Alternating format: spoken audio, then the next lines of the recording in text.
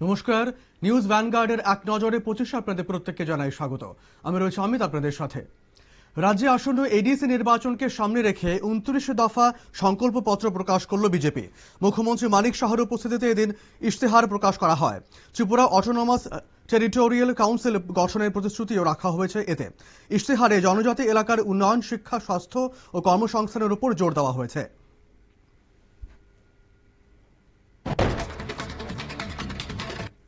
শান্তির বাজারে নদীতে স্নান করতে গিয়ে মর্মান্তিক মৃত্যু হলো এক কিশোরের। মহামণি রোড বুদ্ধ মন্দির সংলগ্ন এলাকায় ঘটনাটি ঘটেছে। মৃত কিশোরের নাম শুভম দাস। বন্ধুর সঙ্গে স্নান করতে নেমে তলিয়ে যায় সে। স্থানীয়দের সহযোগিতায় দমকল কর্মীরা তৎপরতার সাথে দেহ উদ্ধার করা হয়। হাসপাতালে নিয়ে গেলে চিকিৎসক তাকে মৃত বলে ঘোষণা করেন।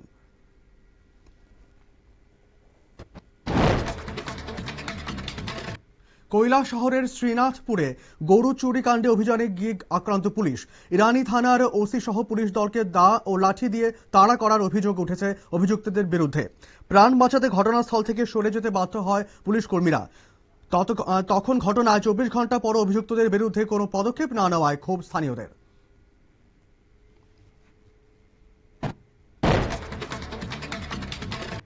আগরতলার উড়ালপুলে একটি মোটর সাইকেলের ধাক্কায় আহত হয়েছেন এক সাফাই কর্মী।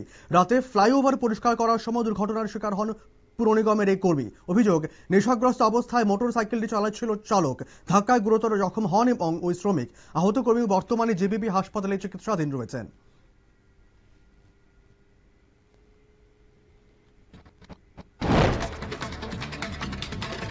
পশ্চিম আগরতলা থানার পুলিশের বিশেষ অভিযানে বড় চোর চক্র ধরা পড়ল।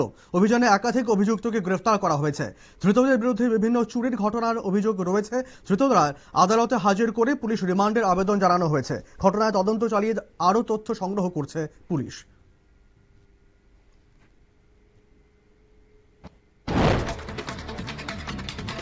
একাধিক দাবিতে মহাকরণ অভিযান করতে চলেছে ত্রিপুরা অঙ্গনওয়াড়ি কর্মী ও সহায়িকা ঐক্য সমিতি। এই লক্ষ্যে আগরতলার স্টুডেন্ট হেলথ হোমে প্রস্তুতি বৈঠক অনুষ্ঠিত হয়। বৈঠকে কর্মী ও সহায়িকাদের বিভিন্ন দাবি দাওয়া তুলে ধরা হয়। সংগঠনের পক্ষ থেকে জানানো হয়েছে, দাবি আদায়ের লক্ষ্যে বৃহত্তর আন্দোলনের প্রস্তুতি নেওয়া হচ্ছে।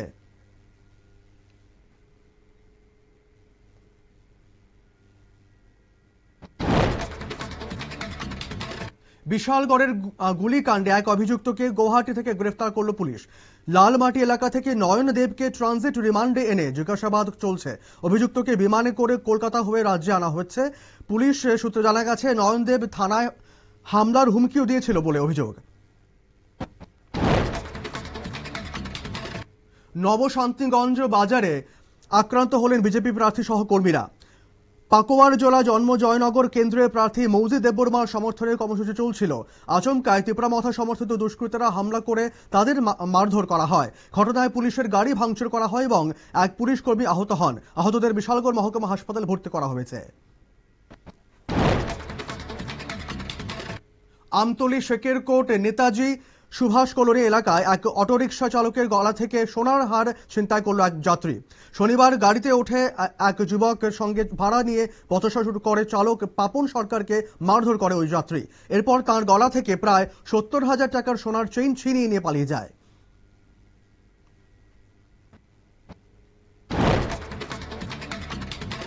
বিশ্রামগঞ্জে রেল স্টেশন কোয়ার্টার এলাকায় এক গৃহস্থের বাড়ি থেকে গাভী চুরি করে নিয়ে গেল চোরের দল। গৃহস্থ কামিনী দেববর্মা ও কবজা রানী দেববর্মার জানান, গাভীটির বাজার মূল্য প্রায় 80,000 থেকে 1 লক্ষ টাকা। পরিবারের আয়ের অন্যতম উৎস ছিল এই গাভীটি। ঘটনার পর পুলিশের ভূমিকা নিয়ে ক্ষোভ জানিয়েছেন স্থানীয়রা।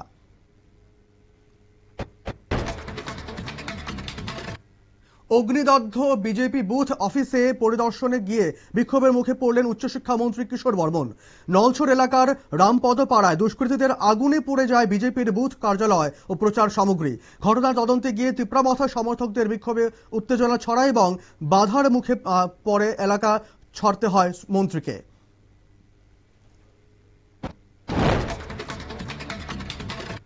খোয়াই থানার মহাদেব টিলা গণকি দ্বাদশ শ্রেণী বিদ্যালয়ে চুরি ঘটনায় চাঞ্চল্য ছড়িয়েছে। শনিবার গভীর রাতে বিদ্যালয়ের তালা ভেঙে ভেতরে ঢুকে তাণ্ডব চালায় চোরের দল। ছাত্রছাত্রীদের ভর্তির প্রায় 30,000 টাকা লুট করে দুষ্কৃতীরা। রবিবার নিরাপত্তা রক্ষী তালা ভাঙে অবস্থায় বিদ্যালয় দেখতে পেয়ে বিষয়টি জানায়। পুলিশের ভূমিকা নিয়ে প্রশ্ন উঠেছে।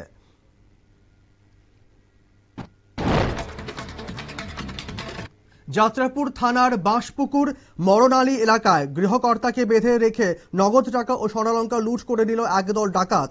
5-6 জনের ডাকাত দল আগ্নেয়াস্ত্র নিয়ে দরজা ভেঙে বাড়িতে ঢোকে প্রায় ঘণ্টাখানেক তাণ্ডব চালিয়ে কয়েক লক্ষ টাকার গয়না ও নগদ লুট করে।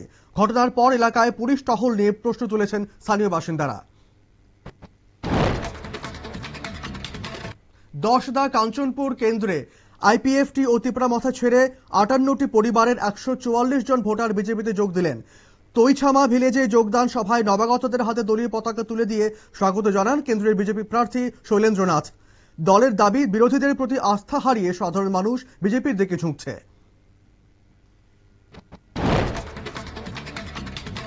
উত্তর ত্রিপুরার ধর্মনগরে পুলিশ ও প্রশাসনের উচ্চ পর্যায়ের বৈঠক অনুষ্ঠিত। এডিসি নির্বাচন ও উপনির্বাচনকে সামনে রেখে নিরাপত্তা ব্যবস্থা খতিয়ে দেখলেন ডিজিপি অনুরাগ ধানকার। দুই জেলার শীর্ষ আধিকারিকদের নিয়ে বৈঠক করেন তিনি। স্পর্শকাতর বুথে বাড়তি বাহিনী ও সীমান্তে নজরদারি বাড়ানোর নির্দেশ দেওয়া হয়েছে। এবার পাটনায় বৈষম্যের শিকার অরুণাচল প্রদেশের নৃত্যশিল্পীদের একটি দল। মোমো, চিংকি, চাইনিজ বলে এক তরুণীকে কটাক্ষ করার অভিযোগে উঠেছে স্টেশন কর্মীর বিরুদ্ধে। 2 এপ্রিল পাটনা স্টেশনের শৌচাগার ব্যবহার করতে গেলে ওই নৃত্যশিল্পীকে বাধা দেওয়া হয় বলে অভিযোগ। পরিচয়পত্র দেখানো নিয়ে বচসার জেরে এই বিদ্রূপ করা হয়। 2 মাস বন্ধ থাকার পর ফের আকাশে ফিরছে তেজস যুদ্ধবিমান। সফটওয়্যার ত্রুটির কারণে প্রায় 30টি এক আসনে তেজস সাময়িকভাবে পরিষেবা থেকে সরানো হয়েছিল। হিন্দুস্তান এরোনটিক্স লিমিটেডের এই ডিরেক্টর DK সুনীল জানিয়েছেন, সব ত্রুটি মেরামত করা হয়েছে। আগামী 8 এপ্রিল থেকে ফের এই যুদ্ধবিমানগুলি উড়তে শুরু করবে।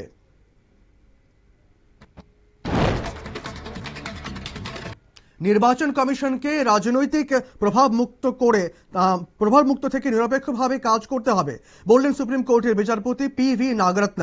বিচারপতি নাগরত্ন বলেন, কেন্দ্রীয় সংস্থাগুলিকেও নিরপেক্ষতা বজায় রাখা জরুরি।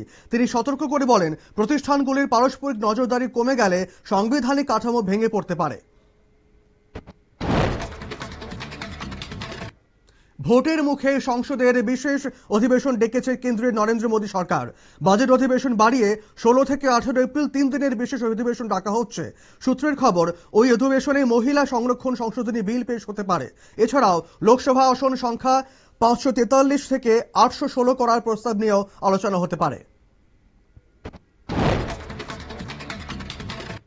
আহমেদাবাদে বিমান দুর্ঘটনার সত্য প্রকাশের দাবিতে প্রধানমন্ত্রীকে চিঠি লিখেছেন নিহত 260 জনের পরিবার। চিঠিতে ককপিট ভয়েস রেকর্ডার ও ব্ল্যাক বক্সের তথ্য প্রকাশের দাবি জানানো হয়েছে। সম্প্রতি 30টি পরিবার একজোট হয়ে নরেন্দ্র মোদীকে এক চিঠি দিয়ে দুর্ঘটনার কারণ, যান্ত্রিক ত্রুটি নাকি পাইলটের ভুল তা জানতে চেয়েছেন। ওড়িশায় মেডিকেল, ইঞ্জিনিয়ারিং ও অন্যান্য কারিগরি শিক্ষায় তফসিলি জাতীয় উপজাতির সংরক্ষণ প্রায় দ্বিগুণ করা হয়েছে। শনিবার এই ঘোষণা করেন মুখ্যমন্ত্রী মোহন চরণ মাঝি। সংরক্ষণ 12% থেকেই বাড়িয়ে 22% করা হয়েছে। তফসিলি জাতির জন্য 16.25% এবং ওবিসি সংরক্ষণ করা হয়েছে 11.25%। উত্তর সিকিমে ঝড় বৃষ্টি ও তুষারপাতের জেরে কার্যত বিচ্ছিন্ন হয়ে পড়েছে লাচেন এলাকা। দুর্যোগ, ভারী বৃষ্টি সহ ভয়াবহ ভূমিধসে সদ্য নির্মিত একটি সেতুর একাংশ ভেঙে পড়েছে। দুর্যোগে আটকে পড়েছেন কয়েকশো পর্যটক। রাস্তায় দাঁড়িয়ে রয়েছে বহু গাড়ি। উদ্ধার কাজ চললেও 11 এপ্রিল পর্যন্ত ভারী বৃষ্টির সতর্কতা জারি রয়েছে আবহাওয়া দপ্তর থেকে। ইরান যুদ্ধের জেরে জ্বালানি সংকট চরম আকার নিয়েছে নেপালে। এই পরিস্থিতিতে জ্বালানি বাঁচাতে সরকার দপ্তর ও শিক্ষা প্রতিষ্ঠানগুলোতে সপ্তাহে 2 দিন শনিবার ও রবিবার ছুটি ঘোষণা করেছে নেপাল সরকার। নয়া ব্যবস্থায় কাজের সময় 1 ঘন্টা করে বাড়িয়ে দেওয়া হয়েছে। সোমবার থেকে নয় এই বিধি কার্যকর হবে। ইরানের মাটিতে রুদ্ধশ্বাস অভিযানে নিখোঁজ পাইলটকে উদ্ধার করল মার্কিন সেনা। শুক্রবার ইরানের ক্ষেপণাস্ত্র হামলায় ক্ষতিগ্রস্ত হয়েছিল মার্কিন F-15E যুদ্ধবিমান। বিমানটি ইরানের মাটিতে ভেঙে পড়লে এক পাইলটকে উদ্ধার করা গেলেও অন্যজন নিখোঁজ ছিলেন। নিখোঁজ পাইলটকে 48 ঘন্টার মধ্যেই সফলভাবে উদ্ধার করা হয়েছে।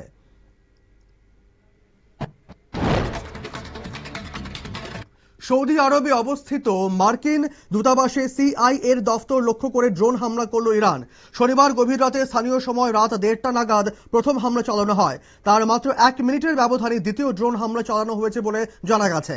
এই হামলায় সিআইএ দফতর ক্ষতিগ্রস্ত হয়েছে বলে দাবি ইরানের সরকারি সংবাদ মাধ্যমের।